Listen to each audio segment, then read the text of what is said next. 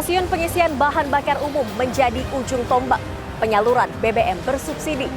Lantas bagaimana mekanisme penyaluran BBM subsidi yang diduga masih bisa dinikmati kalangan orang mampu?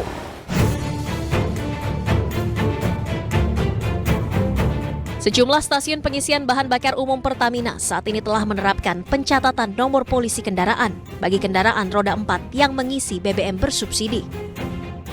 Berdasarkan pantauan tim iNews di lapangan, petugas SPBU mencatat nomor polisi kendaraan dengan sebuah alat yang sudah terkoneksi dengan data yang ada di My Pertamina. Sebagai bentuk asas verifikasi, karena setiap operator, setiap SPBU itu akan ditanya. Kan kami setiap bulan itu kami melakukan verifikasi volume.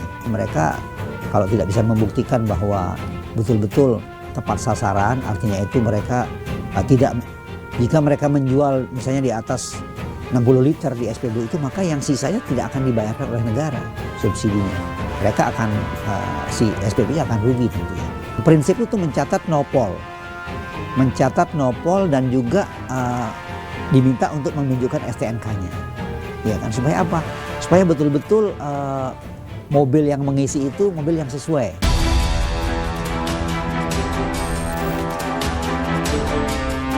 Kementerian Energi dan Sumber Daya Mineral mengungkapkan bahwa saat ini pemerintah tengah menggodok aturan yang nantinya akan mengatur kriteria masyarakat yang diperbolehkan mengkonsumsi BBM bersubsidi, termasuk Pertalite. Nantinya aturan ini akan tertuang dalam revisi Peraturan Presiden Nomor 191 Tahun 2014 tentang penyediaan, pendistribusian, dan harga jual eceran bahan bakar minyak. Termasuk diantaranya perubahan melalui spesifikasi CC mobil. Untuk kendaraan roda 4 yang diperbolehkan mengkonsumsi Pertalite adalah untuk mobil di bawah 1.400 cc. Sementara untuk motor dengan kriteria di bawah 250 cc. Sementara untuk kendaraan melebihi cc tersebut tidak diperbolehkan membeli Pertalite. Sementara itu untuk kendaraan umum yang diperbolehkan untuk membeli BBM bersubsidi adalah kendaraan berplat kuning dan juga kendaraan yang mengangkut bahan pertambangan dan perkebunan dengan jumlah roda maksimal 6 buah. Sementara itu kendaraan penyedia layanan umum seperti mobil jenazah, mobil pemadam kebakaran, ambulans, serta mobil pengangkut sampah masih bisa membeli BBM bersubsidi.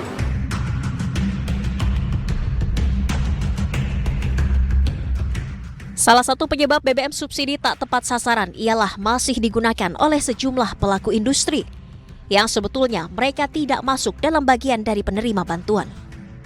Solar itu juga digunakan oleh sektor industri untuk kendaraan-kendaraan operasi mereka, ya kan, kegiatan mesin-mesin mereka itu menggunakan jenis BBM solar ya.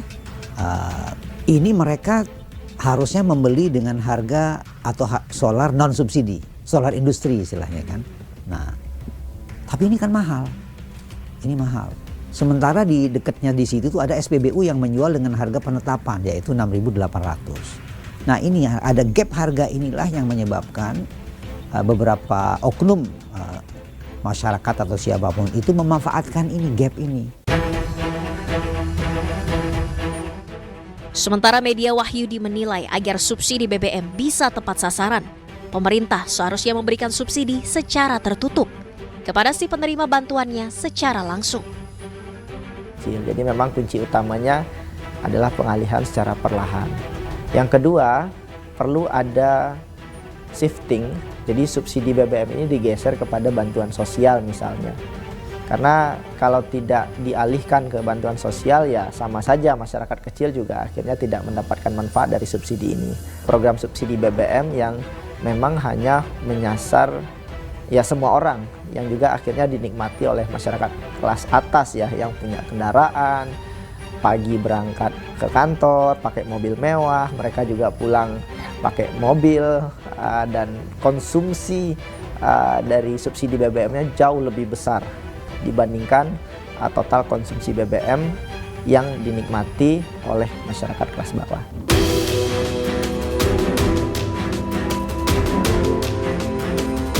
Selain pembatasan BBM bersubsidi, Menko Bidang Kemaritiman dan Investasi Indonesia, Luhut Binsar Panjaitan, juga berencana mencabut subsidi BBM jenis Pertalite. Kita kan sekarang berencana ini mau mendorong segera bioetanol masuk menggantikan bensin supaya polusi udara ini juga bisa dikurangin cepat. Karena sulfur yang ini kan sampai 500 ya, kita mau sulfurnya itu 50 lah. Nah ini sekarang lagi diproses dikerjakan oleh Pertamina. Sementara terkait rencana perubahan tersebut, Direktur Utama PT Kilang Pertamina Internasional menyebut, saat ini Pertamax Green 92 sudah mulai dijual di 3 SPBU di Jakarta.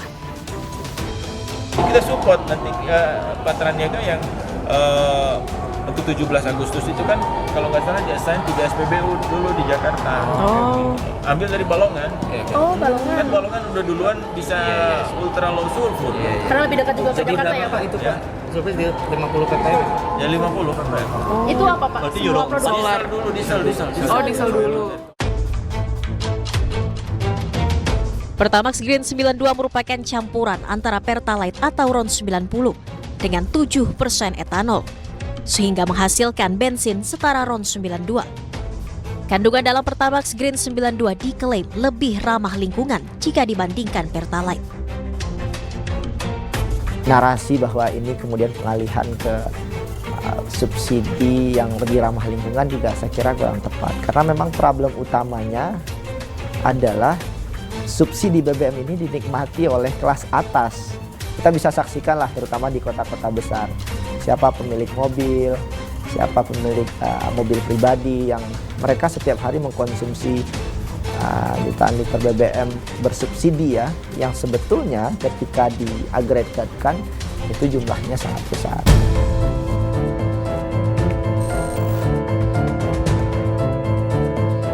Subsidi BBM adalah amanat undang-undang yang harus dilaksanakan tanpa ada kebocoran. Pemerintah pun harus segera berbenah untuk bisa memetakan siapa saja kelompok masyarakat miskin dan rentan yang perlu dibantu. Karena subsidi harus diberikan kepada kelompok masyarakat miskin yang berhak. Jangan ada lagi salah sasaran yang justru menambah beban anggaran. Jadi jangan bilang Anda tidak tahu akan permasalahan ini, karena kami sudah memberitahukannya.